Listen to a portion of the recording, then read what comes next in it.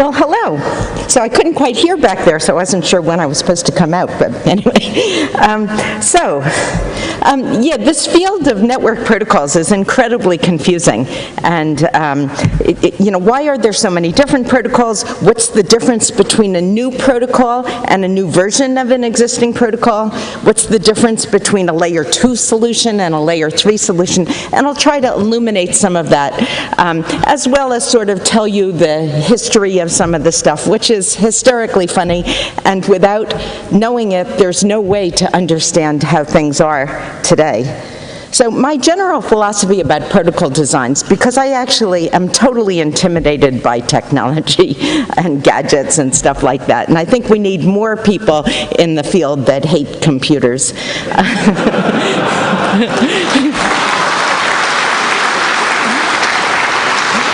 So I always believed in building things that completely configure themselves. You don't even have to understand what's going on. It just works. And then, after a few years of that, people told me, Radia, there are some customers that really want to have knobs to diddle and really feel like they're controlling things. So now I make it so that you don't have to touch anything, but if you want knobs, I'll give you knobs, and any setting of the knobs will still work. And another sort of, philosophy is don't say, oh, let's design everything from scratch. I mean, sometimes you can do so much better that it's worth it, but usually you don't really need to. There's not that much about a network protocol. So figure out a way that whatever's out there, add functionality in certain boxes, and you don't have to throw the rest of it away. And that kind of philosophy is how Trill, which we'll get to, works.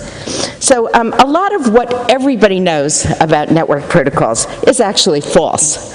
So how networking tends to be taught, which really frustrates me, is as if it's like TCP/IP arrived on tablets from the sky in its awesome perfection.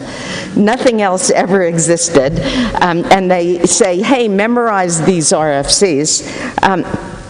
And if you mention any other standards body like ISO, it's only to giggle at what morons they were or something.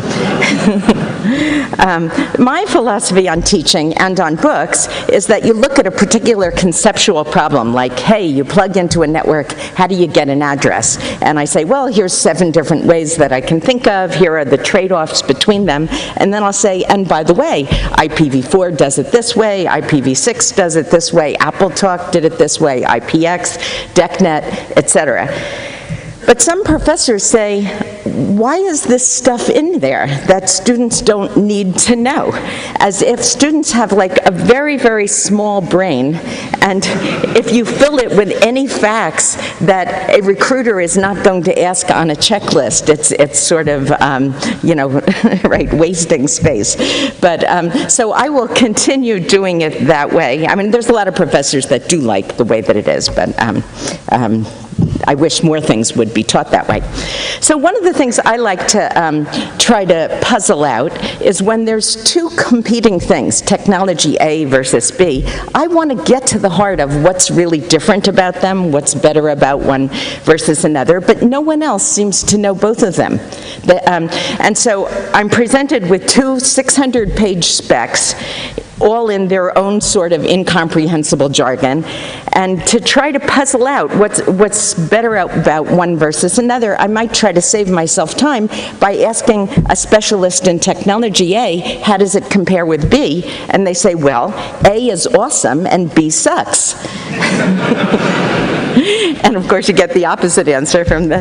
So then if you discover things that are better about B, and you tell the A people, actually it works better in these cases, and it's more scalable, no problem. They steal the ideas, and so you have 2 moving targets, So what about facts? What if you actually measure A versus B? So that sounds really scientific. But the problem is, what are you actually measuring? You're measuring one implementation of A versus one implementation of B. And so one example, someone was trying to show how technology A was so wonderful compared to B, and they said A has 4 gig of throughput, B has 1 gig, and throughput's an important thing. But I have this sort of checksum that I require, which is I need to understand something intrinsic about A versus B that would make one have 4 times the throughput. And I couldn't for the life of me figure out what it could be in this case. So then I asked, were you using a 1 gig physical link when you were measuring B? And they said, yeah, that's all I could find in the lab.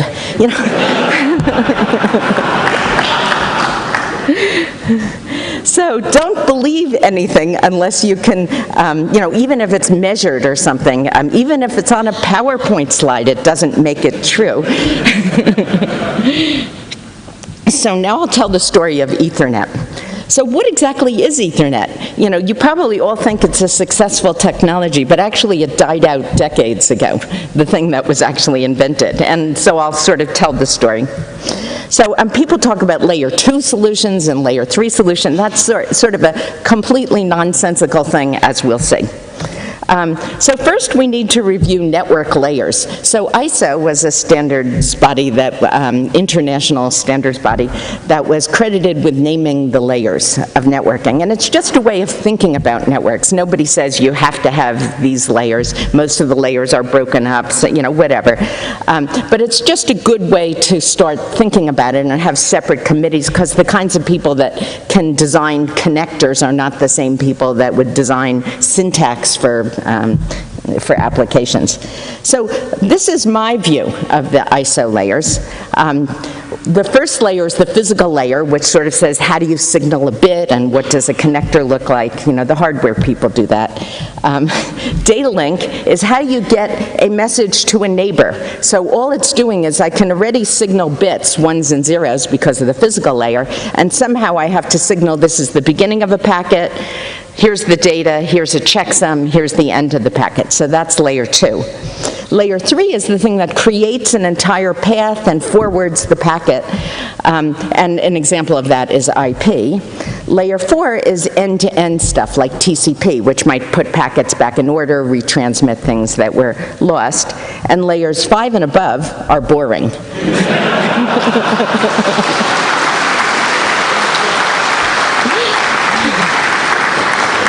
So that's why I say it's mine. ISO didn't describe it that way. So why are we forwarding Ethernet packets? Ethernet was intended to be a layer 2 thing, which was just between neighbors. So but we do forward Ethernet. What's that about? So what exactly is Ethernet? So, as I said, there's no way to understand it without seeing the history. So back then, before Ethernet, I was the one designing layer 3 of DECnet, which means that, I did routing protocols and stuff like that. And by the way, the routing protocol that I did in the 1980s is still in use in most ISPs, I've heard. ISO renamed it ISIS, stands for Intermediate System to Intermediate System. Anyway, and I'm actually way more proud of that than the spanning tree, but oh well. So layer 3 is the thing that does a distributed algorithm to figure out forwarding tables in the switches so that they know how to move the packets around. And layer 2 just marked the beginning and ends of packets. Then along, as I said, came Ethernet. So Ethernet was a new type of link, and I said, oh my goodness, it's a new type of link. And I was used to point-to-point links between 2 computers. Here's something that you have like 100 computers all interconnected. So, there were little things that I had to do to the routing protocol to accommodate this new kind of link. And an example of that was inventing the concept of pseudonodes, where if you have a link on the left here, can you see little arrows if I do that? Yep, this thing, since the routing protocol, the storage is, the complexity of it is the number of links, this thing would take a lot more, would be less scalable than adding an extra node called a pseudonode and having everybody just connect to that. So just little things like that.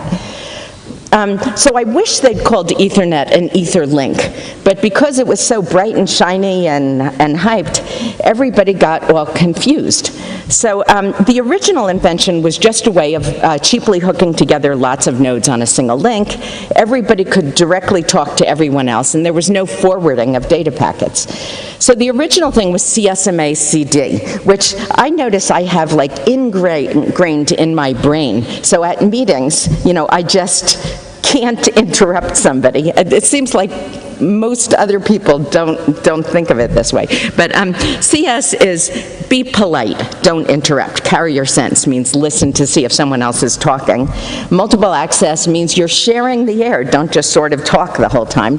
And CD is listen even while you're talking in case somebody interrupts you. There's lots of perfectly valid academic papers about how under load you can only get like 60% of useful throughput because of all the collisions, and it's limited in terms of the number of nodes, like maybe 1,000. But even though those are perfectly valid papers, I see people still sort of confused today that it has something to do with Ethernet, but it has nothing to do with today's Ethernet because we don't do CSMA CD. It hasn't been that way for years. So what exactly is it? Well, an Ethernet packet, you put your data in an envelope and you say the destination and the source. A layer 3 packet is very similar. There's the destination and source, and there's this hop count. Now, the reason for the hop count is that in a distributed algorithm, it's hard to have everybody instantaneously switch to new forwarding tables if the topology changes. So you might have packets circulating because they're kind of lost, and it would be good to put them out of their misery and not waste bandwidth after they've gone around a while. So I think it's actually irresponsible to forward packets without having a hop count in the header. It's easy to confuse Ethernet with a layer 3 protocol. It looks kind of the same. There's no hop count field. In Ethernet, addresses are flat, meaning there's no way to summarize a bunch of addresses with one forwarding table entry. So Ethernet would not be suitable for replacing the Internet. But the Ethernet inventors never put in something like a hop count because it never occurred to them anybody would be forwarding these packets. So why are we forwarding these? So people got confused and they built applications directly on layer 2. They thought Ethernet was instead of layer 3. It was the new kind of network. So I tried to argue with them. You know, there was a group at Digital doing something, and I went over when I found out they were going to leave out layer 3, and I said, no, you still need layer 3. And they said, oh, go away, you're just upset because your layer is a dinosaur and we don't need it anymore. And I said, but you may want to talk from one Ethernet to another. And they said, our customers would never want to do that.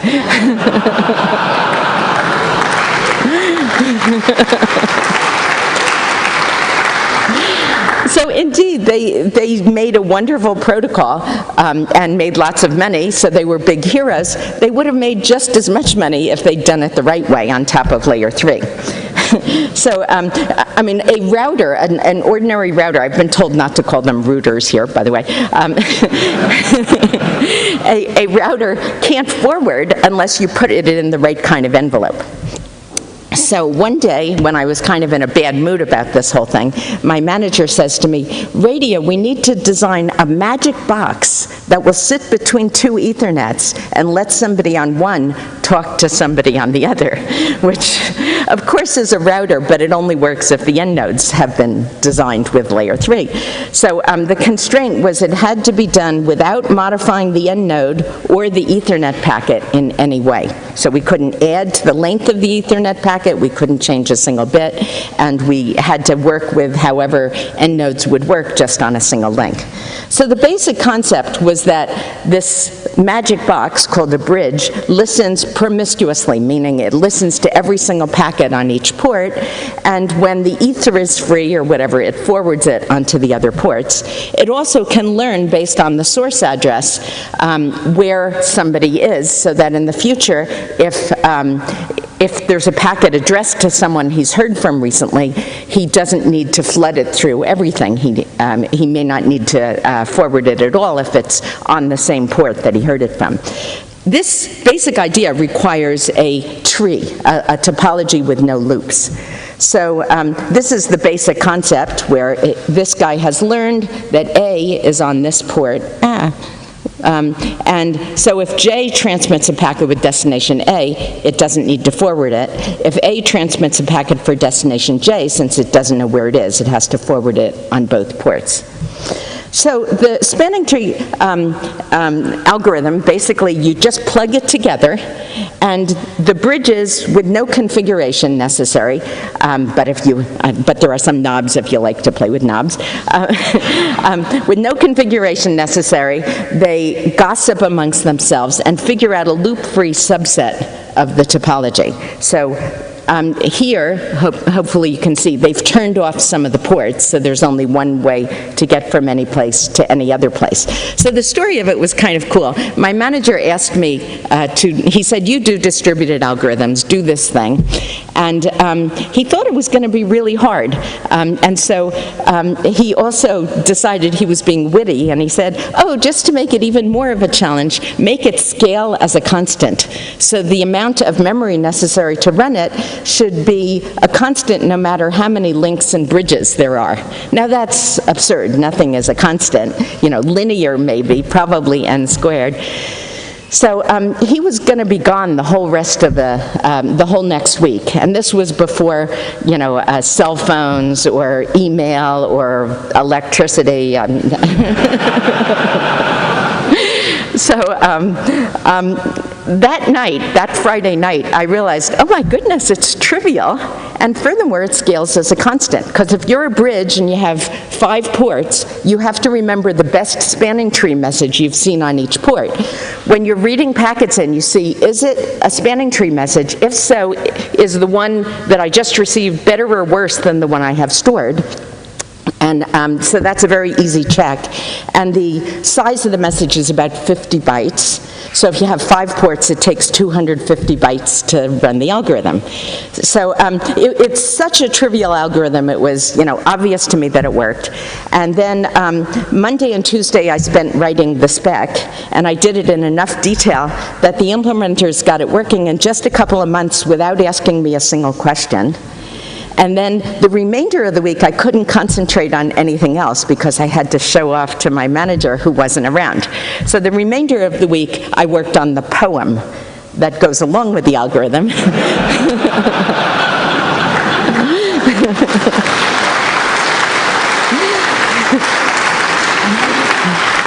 And it's actually the abstract of the paper in which I published it. So it's called algorhyme, because every algorithm should have an algorhyme. I think that I shall never see a graph more lovely than a tree whose crucial property is loop-free connectivity, a tree which must be sure to span so packets can reach every LAN. First, the root must be selected. By ID, it is elected. Least cost paths from root are traced. In the tree, these paths are placed. A mesh is made by folks like me, then bridges find a spanning tree.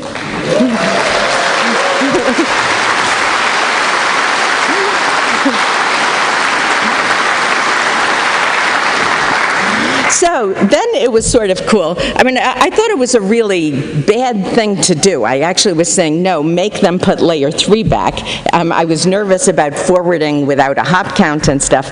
But, you know, still, and I didn't want to argue that, the implementers were saying, well, we don't want to complicate our basic idea of just moving packets around with this spanning tree algorithm. Even as trivial as it was, it made their product more complicated. So I stayed out of the argument, but upper level management decided that they had to put it in.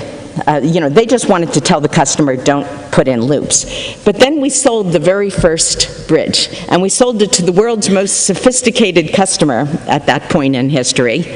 And they had the world's simplest topology, which was 2 Ethernets, 1 bridge. And I heard after the fact that the sales guy was saying, oh, you know, do this thing, and they were saying, oh, but we're doing all this complicated networking stuff. And the sales guy was saying, oh, it's just going to work. And they said, we want to talk to an engineer, and the salesman said, no, you don't need to, it'll just work. So the world's most sophisticated customer with the world's simplest topology plugged it together, and it didn't work, and they were very unhappy. But when the field service people went to find out what had happened, they discovered this.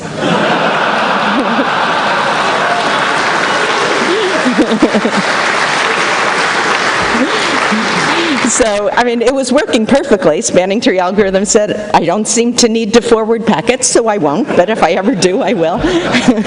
So if they could get that topology wrong, it was right to make them do it. So the problem with spanning tree is that your paths are not optimal. If you look at A transmitting a packet to X, it has to go this really long way through 11, 7, 6, 2, 14, 4, 3, and X. And you might think, well, that was a silly spanning tree algorithm. If it were a smarter algorithm, you could have come up with better paths. And no, that's not the problem. If you have one shared loop-free thing, some people will be unhappy. If you imagine the topology being a big circle, you have to chop it someplace, in which case people on either side of the chop have to go around the long way. There's sort of no way to avoid that. And traffic gets concentrated on the links that are used in the tree, and other ones don't get used at all. So why not just replace bridges with IP routers? These days, everybody has IP in their network stacks. So, you know, and even there, back then, there were lots of different layer 3 protocols. Now everyone speaks IP. So why not just replace the bridges? Why are we still doing this spanning tree stuff? And the reason, which is something you will never get from one of these books that just tell you, you know, TCP/IP is the only way to do things, is that IP is actually not a very good layer 3 protocol. And arguably, of all the contenders, it was sort of the worst. It's sort of like English may take over the world, but it's not because English is the best language. I mean, you could look at Dutch or something and say, clearly they have too many consonants, but you know, there's nothing, it wasn't technology that caused IP. So what's wrong with IP as a replacement? The problem is IP is configuration intensive because every link in IP has to have its own address block. So if you want to number your enterprise with IP, you have to chop up your address space. You have to configure the routers with what addresses are on which ports. And if you have a node that moves from one place to another, it has to change its layer 3 address. So, you know, layer 3 does not have to work that way. So when I was in charge of layer 3 DickNet, we had a 2-byte address. And then we were saying, you know, 2 bytes might not be big enough, let's increase it. And then we said, hey, we don't have to invent our own format. ISO has a perfectly reasonable envelope with 20-byte addresses. So we adopted ISO's packet format. The address, that was called CLNP, the ISO thing. It was a 20-byte address where the top 14 bytes you could think of as a prefix for your entire cloud or your entire enterprise. And then the bottom 6 bytes, you put your Ethernet address in there. So the way a router would work is if the top 14 bytes were the same as the cloud, then it routes based on the bottom 6 bytes, keeps track of where all the end nodes are, and the end nodes help out by announcing, hey, I'm over here. So if you have one prefix per link, like IP, you have a lot of configuration, and if you move around, you have to change your address. If you have one prefix for the whole campus, then there's no configuration of the guys inside. Someone has to be told the 14-byte prefix, but that's it. And you could move around within that and keep your address. So the single worst decision in the history of mankind was that in 1992, someone said, hey, IP addresses are too small. Why don't we adopt ISO's packet format with 20-byte addresses? But just because of, you know, sort of this not invented here. Oh, yeah, right, something I should say. It's natural to think of standards bodies as sort of well-educated technologists carefully carefully considering engineering trade-offs, but a much more accurate way of thinking of it is as drunken sports fans.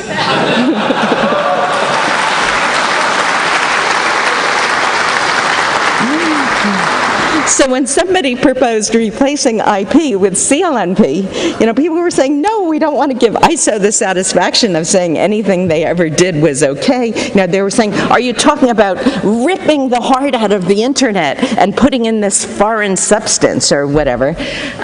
So they decided they would go in. Oh, and imagine if we had done that in '92. The internet was just this researchy thing. It would have been trivial to move it to bigger addresses back then. And furthermore, IPv4 had not invented things like DHCP and NAT.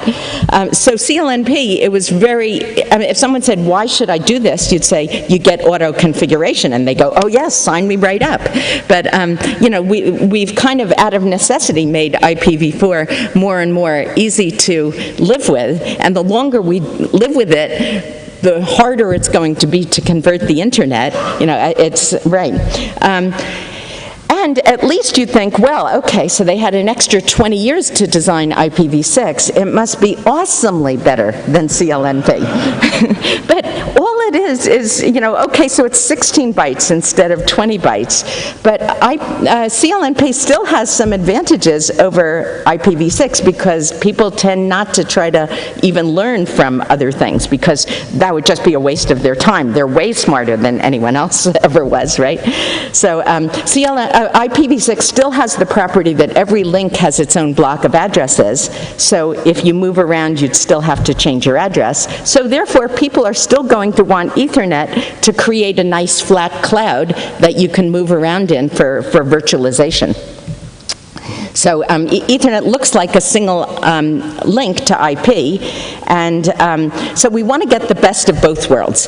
Given that we're not going to displace IP, or even if we displace it with IPv6, we'll still have the same problem. So we want to be able to create a large flat Ethernet, but we don't want to have the limitations of spanning tree. We want to be able to use multiple paths. We want to use shortest paths. We want to do traffic engineering, all of the things they've been doing in Layer 3. So this is where, actually, I proposed this thing that became a working group in IETF, and the initial thing has been standardized. It's called TRIL, because it stands for Transparent Interconnection of Lots of Links, which will hopefully sort of give you the best of both worlds. So the TRIL switches form a network between themselves. So they run a routing protocol, and actually a link state routing protocol, happens to be ISIS, where if you have a cloud of spanning tree, you can replace any subset of your bridges with TRIL switches, and the more you replace, the better bandwidth you get. You don't have to throw everything away. And so the TRIL switches know how to reach other TRIL switches, and then you put your Ethernet packet into a TRIL header, which is like a Layer 3 header that says who the first switch is and who the last switch is. So A transmits an Ethernet packet, R1 puts it in a TRIL header, addressing it to R2. The guys in between here don't need to know anything about where the end nodes are. They're just routing towards R2. R2 removes the header, and out pops an Ethernet packet again. So this is what a TRIL packet looks like. It's a 6-byte header. The switch addresses are 16 bits, which are auto-configured, so you don't have to configure them. They're just sort of part of the routing protocol. People manage to get a unique 16-bit address. And so there's first switch, last switch, and a hop count, and the original Ethernet packet. So 16-bit TRIL nicknames, it does allow 64,000 switches, and it allows many more end nodes than that. Is that scalable enough? I don't know. The nice thing about a small address like that is that your forwarding table lookup can be very simple. You don't have to do hash or longest prefix match or anything. You can do 64,000 entries. You just do a direct lookup into that table. So the advantage of this extra header is that the switches inside the cloud don't need to know about all the end nodes. Only the guy at the edge needs to put on the header. And so their forwarding table is the size of the number of switches rather than number of end nodes. And the outer header is like a layer 3 header, and you can use all of the standard techniques. Plus, it has a hop count, my favorite field. So how does R1 know that R2 is the correct last switch? That's really orthogonal to the rest of Trill. There's various possibilities. The initial versions of Trill kind of work like bridges, where when you decapsulate a packet, when you're R2, you look to see the source MAC address in the inner Ethernet header and the first switch in the Trill header, and you remember, if you want to send something to that MAC address, you should send it to the guy who you received it from. Or you could configure the edge switches if you, want to lock everything down, or there could be a directory that when R1 doesn't know where the destination is, it queries the directory. And, or you could have a central fabric manager that pushes the table to the switches. Another little thing is, for some reason, people wanted to multipath everything, including multicast. So as part of the link state routing protocol, there's enough information to calculate one or more trees.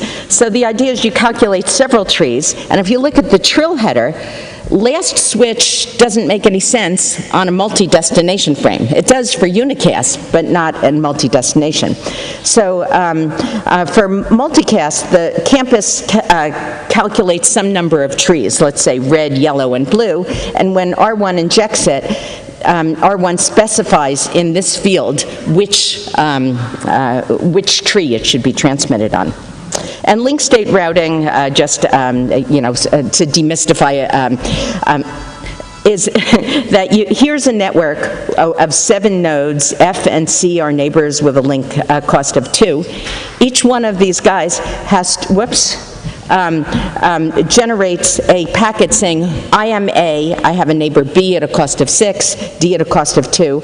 That gets forwarded to everybody, and then they know everything about the network. They could calculate paths from themselves to everybody. They can also calculate trees.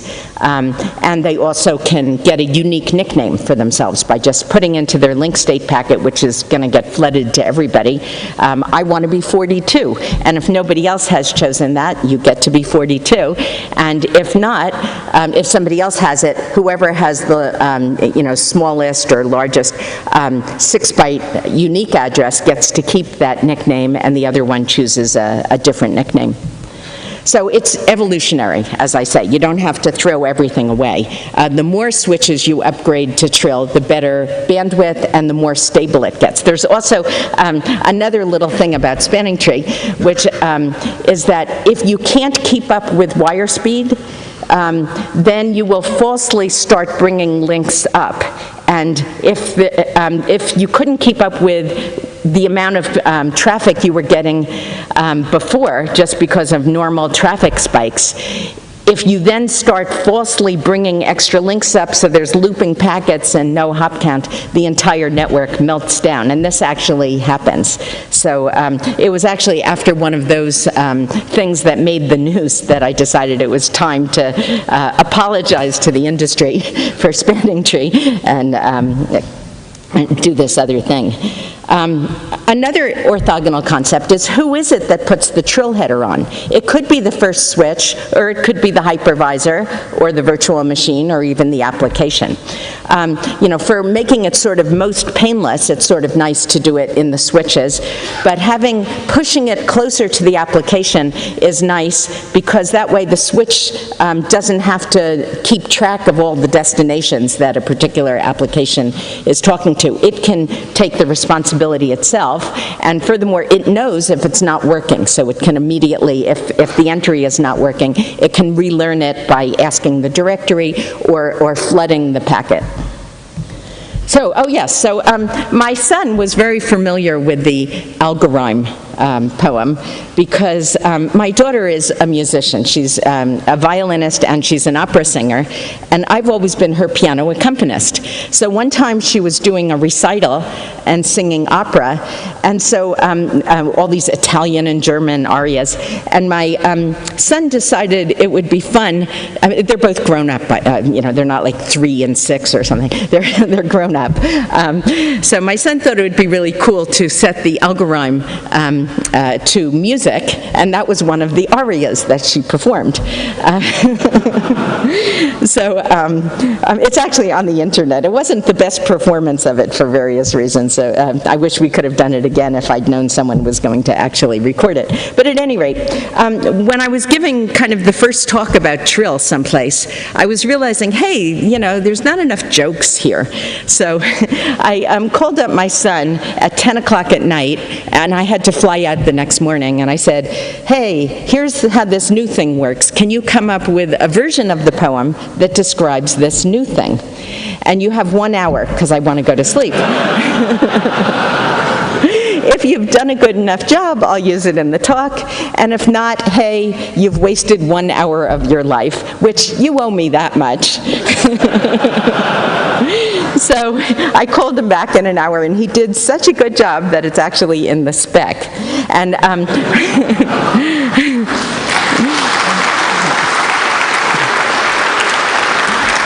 and I should just tell you one piece of terminology, which is I originally called the thing R-bridges for routing bridges, and I've regretted it because every time I try to explain it, people think I'm saying our bridges instead of our bridges. So, but that's in the poem. So I actually suggested in the working group that we replace every mention of our bridges with trill switches, and they said, no, then the poem doesn't work. So whatever. So Algorithm V2. I hope that we shall one day see a graph more lovely than a tree. A graph to boost efficiency while still configuration free. A network where our bridges can route packets to their target LAN. The paths they find to our elation are least cost paths to destination. With packet hop counts, we now see the network need not be loop free. Our bridges work transparently without a common spanning tree.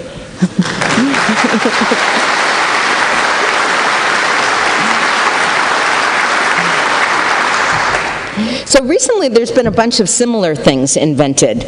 If you haven't heard these acronyms, you know, congratulations, I wish. But, you know, NVGRE and VXLAN, what are these things? They're basically the same thing, that you have a flat address space and you put an outer header that says where you are. So, for instance, inside with Trill, the yellow thing, the flat address space, is Ethernet. And some of these other things have IP as the inner thing. And it's just, you treat IP as if it's a flat address. To me, I think Ethernet, I mean, you could do either one works. I think Ethernet is better because it gives you bigger addresses with a smaller header. There's a whole bunch of junk in the IP header that you don't need for this purpose. And everyone knows how to get globally unique Ethernet addresses to auto-configure, and with IP it's going to be more painful to get a 4-byte address.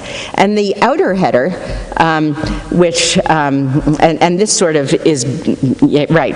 The outer header in Trill is 6 bytes with this nice auto-configured 2-byte address of the switches, whereas with these other things, it's an IP header plus a UDP header or a GRE header and other stuff. So it's like really big, and you know, it's a forwarding table based on 4-byte addresses is not as easy to construct. So I tried to tell this to somebody who was an advocate of one or the other of those, and I was saying, but really it's just like Trill, and they said, no, Trill is encapsulation, and this is tunneling, or vice versa. The two words mean the same to me, but so an interesting geeky note to me, I was trying to think about CLNP, which has the 14-byte address of the cloud plus your 6-byte endnode address, compared to IP versus Trill. The advantage of CLNP is that you don't need to do this ARP thing in order to find the 6-byte address, because it's carried in the layer 3 address. The advantage of Trill is once you get to the cloud, your forwarding table is much smaller because you don't have to worry about where all the endnodes are. Okay, so now, oh goody, I'm doing great on time. So now, sort of lighter stuff, which is things about designing protocols that are so obvious that it's insulting to you that I'm even mentioning it, but everyone gets it wrong, mysteriously. So, one thing is a version number. So, like, notice this packet format, it's IPv4. You'll notice there's a version number field, and the spec says put a 4 there because it's IPv4. What's the purpose of the version number? Is it decorative? Why are we doing that? And so first we have to ask a philosophical question, which is, what is a new version of a protocol versus a new protocol? So for instance, is IPv6 just a mild new version of IP, whereas CLNP would have ripping the heart out of the internet and putting in a foreign substance? You know, in what sense are they any different? Is one so different that it's a new protocol and the other one's just a new version? Well, the only thing that I think that I've ever seen that makes sense with a version number is that an envelope says how to parse the packet. It says what protocol is inside. So in the Ethernet header, there's an ether type that says what's inside, whether it's AppleTalk or IP or, you know, whatever. In IP, there's a field that says protocol type, that says whether it's TCP, UDP, or something else. In TCP or UDP, there's a port that, you know, sort of well-known ports that say what something is. So, I believe that if you want to differentiate based on protocol type, if you give it a new ether type, it's a new protocol.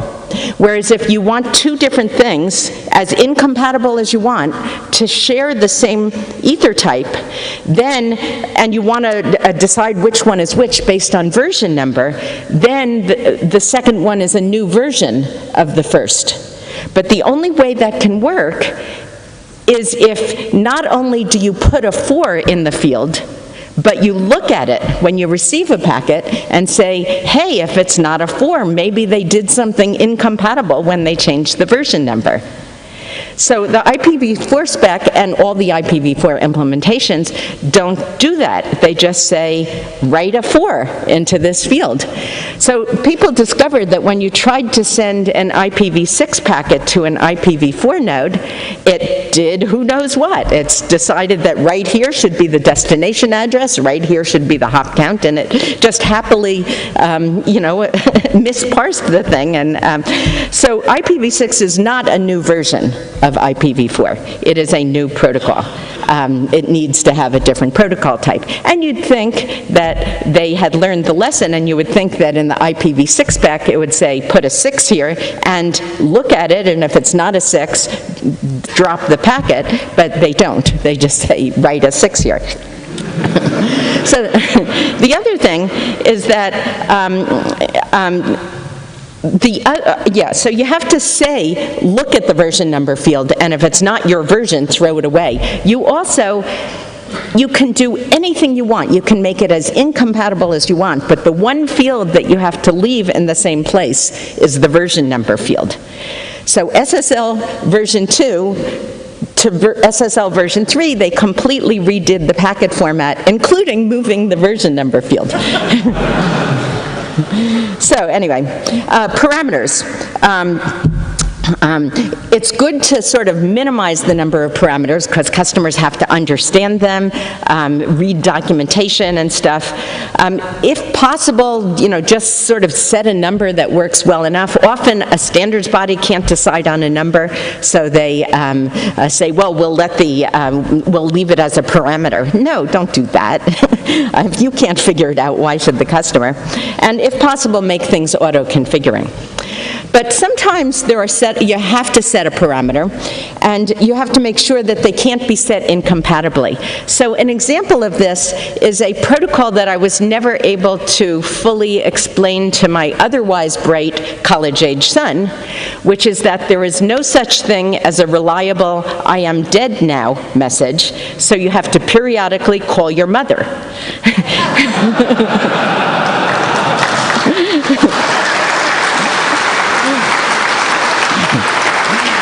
And there's a possibility of a parameter mismatch, which is how often you call versus how long she waits before calling the police.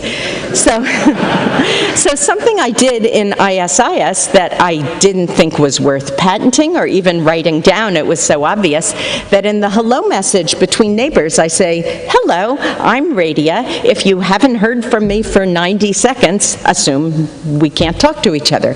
And then I send hellos like 3 times as fast as that. OSPF kind of copied ISIS. There was like a big deal, like when they were saying, oh, we want a protocol like that, people were saying, why not that? And they were saying, oh, we want to design our own thing. Fine. So they kind of copied it, but they didn't quite understand the purpose of that field. So in OSPF, you say, hi, I'm Radia. I send hellos every 30 seconds. And what you do with it is you look at the message you just received and say, what is my hello timer? Oh my goodness, my hello timer is 25 seconds. I refuse to talk to her. Which makes the network like really brittle, and why shouldn't you have different trade-off between overhead and responsiveness? But, oh well. Latency. Sometimes you really care how fast it takes to move a packet through the network. So if you care about that, you do what's called cut-through, which is as soon as you can make a forwarding decision, before you've finished receiving the packet, you can start forwarding it out the output port, as opposed to store and forward, where you receive the whole thing first, and then you forward it. Now, if you want to do cut-through, what field do you need to look at in order to make the forwarding decision? The destination address. Now let's look at the IPv4 header. There was undoubtedly some sort of meeting when people were putting on the board all sorts of fields they thought might be there, and someone said, hey, wouldn't a destination address be good? And someone said, oh, good idea, we'll add that to the bottom of the list. And then there's IPv6. And TCP has a checksum in the header, so if you're transmitting data, you can't start forwarding it until you see the whole data, compute the checksum, and put it in the front. So now, just really quickly, I just see everything as protocols. I'm sort of always observing how people are interacting and stuff. So I'll just, this is just to reward you for having sat through the rest of the talk. So we need standards. When I'm at a meeting, I'm really amused at how some people, wait till the end of a sentence to interrupt. Other people raise their hands. Other people just talk. And you don't get fair bandwidth allocation when people have different strategies. When there's a single transmitter and multiple receivers, realize that when you're talking and there's multiple receivers, not only are there more of them than you, but it also seems to take more work to parse what somebody's saying than to talk. So, therefore, it's worth forming your thought before you acquire the channel.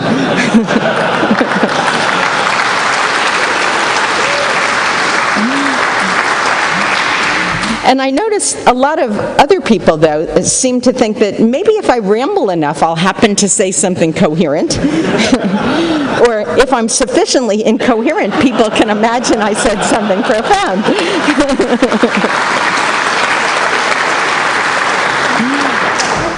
So how to keep the channel. Never finish a sentence. And if someone is trying to interrupt you, speak louder.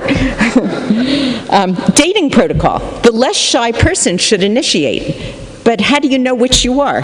We really ought to have numbers that we carry around. Bandwidth is finite, so if there's n parties, be at least conscious of if you're using more than 2/n of the bandwidth. Protocols that don't work. We'll call you if there is a problem, or we'll call you if we want to hire you. So if you don't get a call, did they lose your number? Is your phone not working? They really need to call you in either case. We have this conferencing system where you hit *6 for mute and unmute, and when you hit *6, it goes mute. And I thought I wasn't listening carefully enough, but someone said, yes, indeed, they have the same sound for both, and it's vague enough so that you could imagine it either says unmute or mute. And then one time I was in a hotel and they put under the door, tomorrow at 2 p.m. there will be a fire drill. Ignore all sounds and behavior of the staff at that time.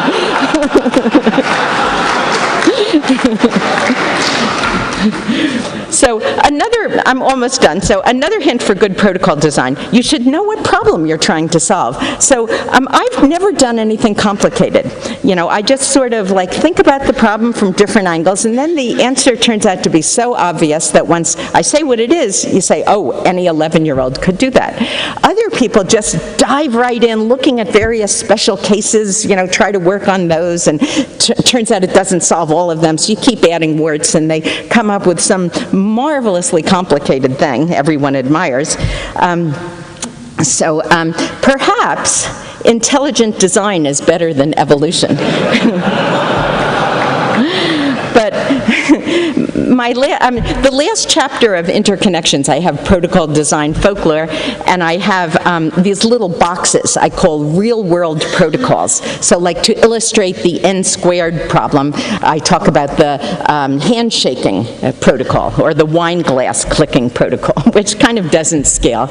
But the one anecdote in it that everyone remembers most, and it's absolutely true, and it will forever cement in your mind why you should know what problem you're solving before you try to solve it, is that when my son was 3, he ran up to me crying, holding up his hand, saying, "My hand, my hand." So I kissed it a few times. "What's the matter, honey? Did you hurt it?" And he said, "No, I got pee on it."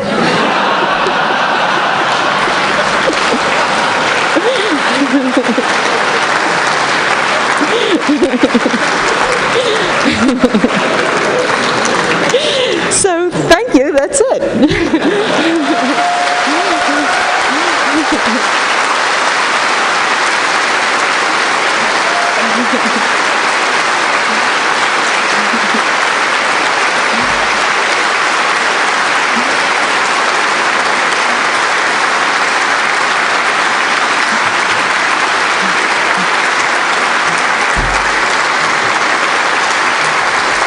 They're a great crowd.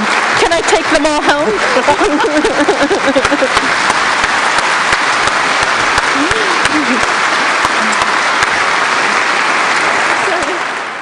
These RFCs.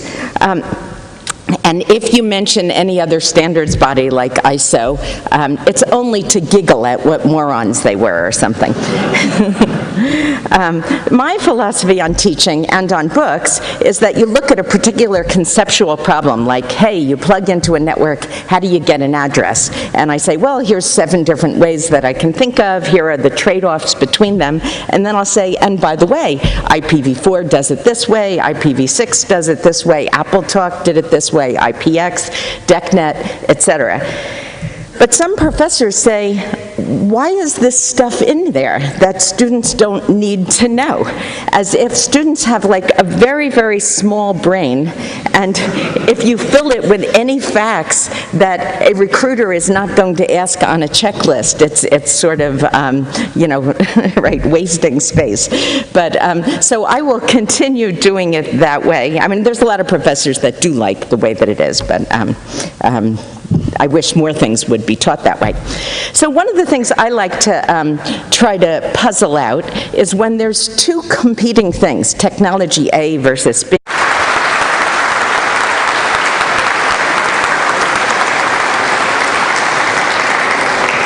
Well, hello. So I couldn't quite hear back there, so I wasn't sure when I was supposed to come out, but anyway.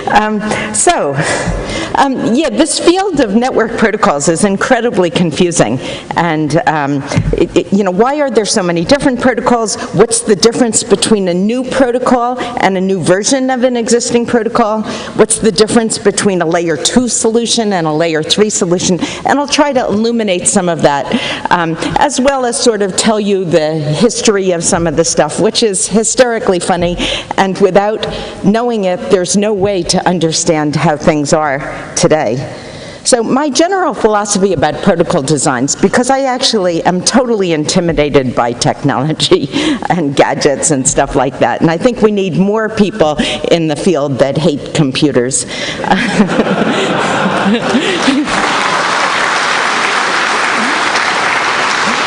So I always believed in building things that completely configure themselves. You don't even have to understand what's going on. It just works. And then, after I want to get to the heart of what's really different about them, what's better about one versus another, but no one else seems to know both of them. And so I'm presented with two 600-page specs, all in their own sort of incomprehensible jargon, and to try to puzzle out what's better about one versus another, I might try to save myself time by asking a specialist in technology A, how does it compare with B? And they say, well, A is awesome and B sucks. And of course you get the opposite answer from the... So then if you discover things that are better about B, and you tell the A people, actually it works better in these cases and it's more scalable, no problem. They steal the ideas, and so you have two moving targets. So what about facts? What if you actually measure A versus B? So that sounds really scientific. But the problem is, what are you actually measuring? You're measuring one implementation of A versus one implementation of B. And so one example, someone was trying to show how technology A was so one few years of that, people told me, Radia, there are some customers that really want to have knobs to diddle and really feel like they're controlling things. So now I make it so that you don't have to touch anything, but if you want knobs, I'll give you knobs, and any setting of the knobs will still work. And another sort of, philosophy is don't say, oh, let's design everything from scratch. I mean, sometimes you can do so much better that it's worth it, but usually you don't really need to. There's not that much about a network protocol. So figure out a way that whatever's out there, add functionality in certain boxes, and you don't have to throw the rest of it away. And that kind of philosophy is how Trill, which we'll get to, works. So a lot of what everybody knows about network protocols is actually false. So how networking tends to be taught, which really frustrates me, is as if it's like TCP/IP arrived on tablets from the sky in its awesome perfection. Nothing else ever existed. And they say, hey, memorize compared to B. And they said A has 4 gig of throughput, B has 1 gig. And throughput's an important thing. But I have this sort of checksum that I require, which is I need to understand something intrinsic about A versus B that would make one have 4 times the throughput. And I couldn't for the life of me figure out what it was, what it could be in this case. So then I asked, were you using a 1 gig physical link when you were measuring B? And they said, yeah, that's all I could find in the lab.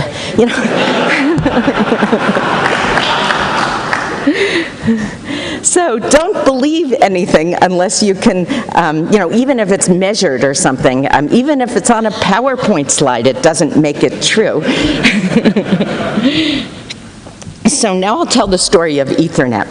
So what exactly is Ethernet? You probably all think it's a successful technology, but actually it died out decades ago, the thing that was actually invented. And so I'll sort of tell the story. So people talk about layer 2 solutions and layer 3 solution. That's sort of a completely nonsensical thing, as we'll see. So first we need to review network layers. So ISO was a